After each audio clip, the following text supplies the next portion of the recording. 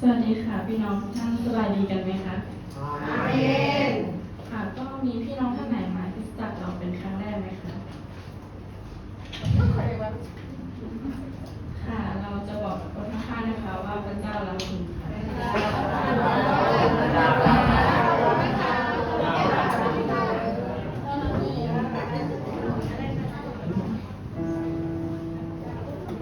ค่ะเราจะเข้าสู่การนมัสการพระเจ้าเลยค่ะ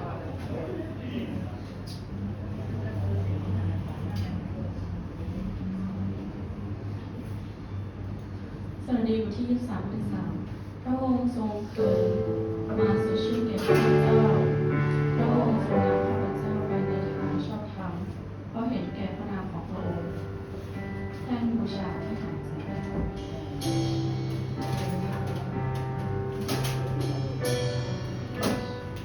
ขอเชิญพี่น้องทุกท่านดีขึ้น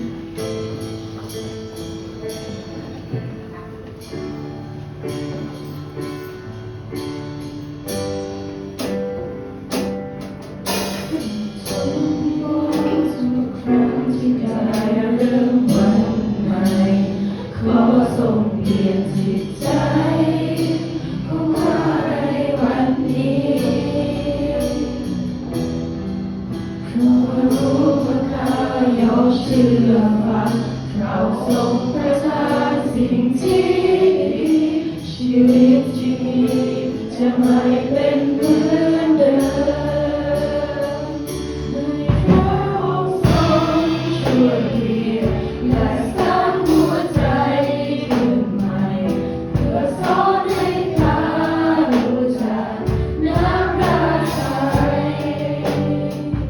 และขอถวายวิญญาณนมัสการเสมอไปเป็นเครื่องบูชาที่หายใจแด่พระองค์ชีวิตที่เหลือให้ข้าเป็นเหมือนพระองค์ให้รักเป็นล้นจากหัวใจจนส่งไปในวันนี้ข้าพร้อมยอมเชื่อฟังบททรงนำทุกการตัดสินใจในการดำเนินอยู่ในทางชอบธรรมให้พระองค์ทรงช่วยเปลี่ยนและสร้างหัวใจขึ้นใหม่เพื่อสอนให้ข้ารู้จักน้ำพระทัยและขอถวายวิญญาณนมัสการเสมอไปเป็นเครื่องบูชาที่หายใจแด่พระองค์ทุกครั้งที่ได้เริ่มวันใหม่ขอทรงเปลี่ยนจิตใจของข้าในวันนี้เพราะรู้ว่าข้ายอมเชื่อฟังพระองค์ทรงประทานสิ่งที่ดีชีวิตที่มีจะไม่เป็นเหมือนเดิมให้พระองค์ทรงช่วยเปลี่ยนและสร้างหัวใจขึ้นใหม่เพื่อสอนให้ข้ารู้จักน้ำพระทัยและขอถวายวิญญาณนมัสการเสมอ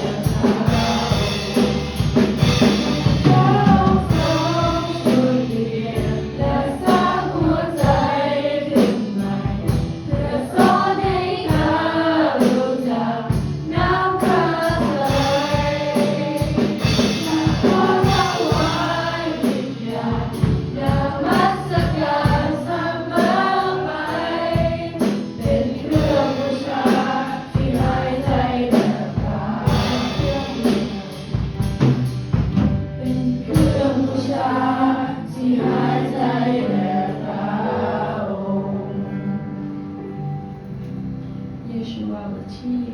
21ข้อที่15สิ่งดีทุกอย่างซึ่งพระยาเวห์ทรงสัญญาต่อประชาชนอิสราเอลไม่ขาดสักสิ่งเดียวสำเร็จทั้งสิ้นสิ่งเดียว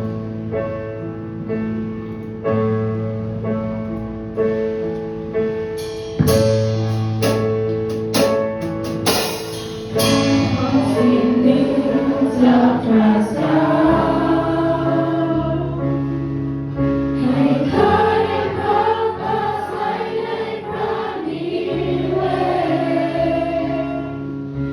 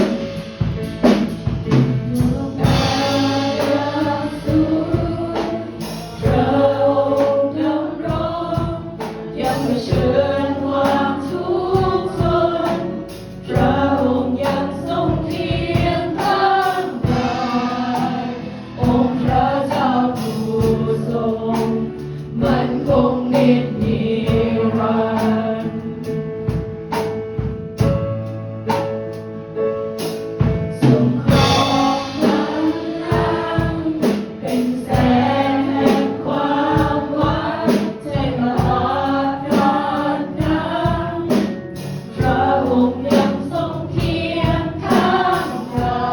ยองค์พระเจ้าผู้ทรงมันคงนิจนิรันดร์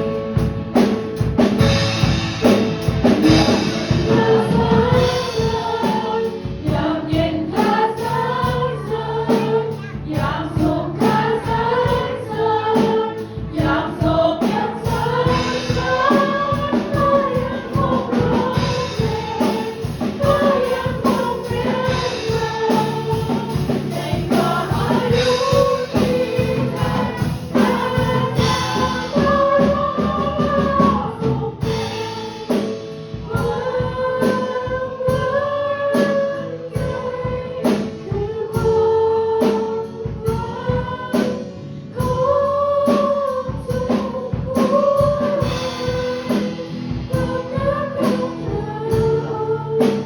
มันคงมีนิรันดร์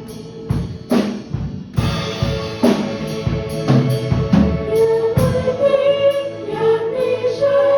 วิญญาณข้าร้องถึงพระบิดาและความรักข้าขอ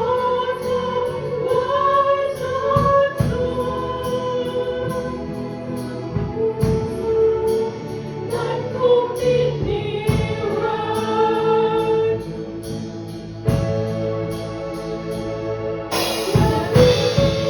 ยังมีใช้วิญญาณข้าร้องถึงพระบิดา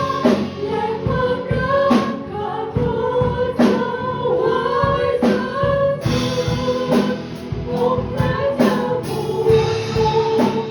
มันคงมีนิรันดร์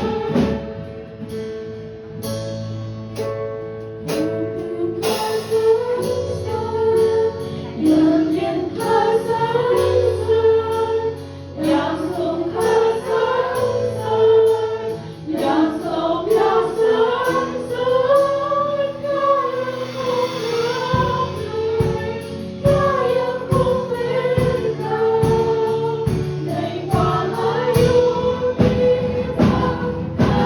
จะขอร้อง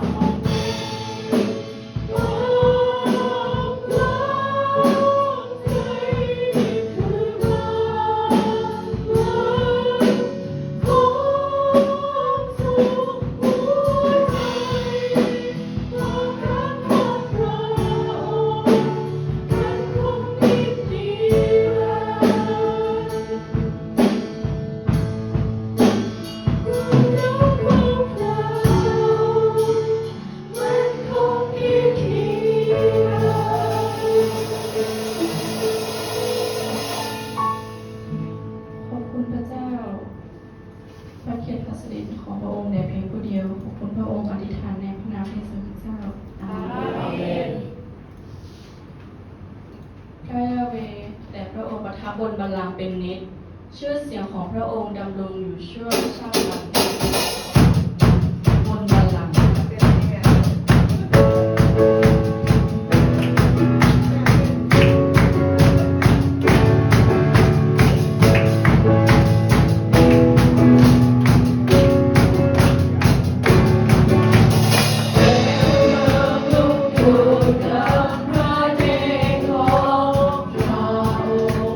ทรงเป็นนิรันดร์ในหัว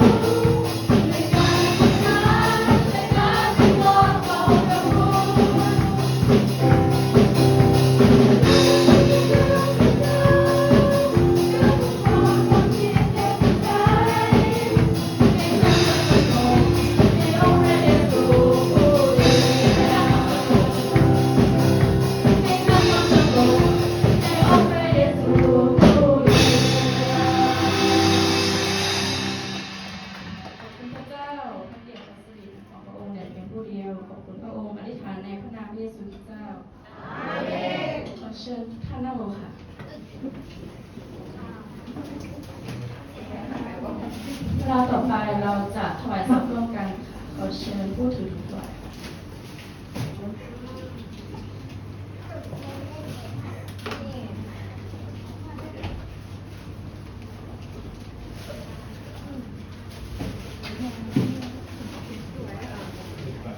เราถวายทรัพย์ร่วมกันจงถวายพระเกียรติแด่พระยาเวห์ด้วยทรัพย์สินของเจ้า และด้วยแห่งผลิตผลของเจ้าและลูกชาของเจ้าเต็มบริบูรณ์และบ่อเก็บของเจ้าจะล้นด้วยล่องลงหลักมาพระเจ้าพระบิดาขอพระองค์ได้ทรงอวยพรให้กับเมืองทุกเมืองและทุกใจที่เขาได้นำสามาถวายในวันนี้ ให้เขามีมากมายเหลือล้นเพื่อถวายเกียรติแด่พระองค์ขอบคุณพระองค์อธิษฐานในพระนามพระเยซูเจ้าอาเมน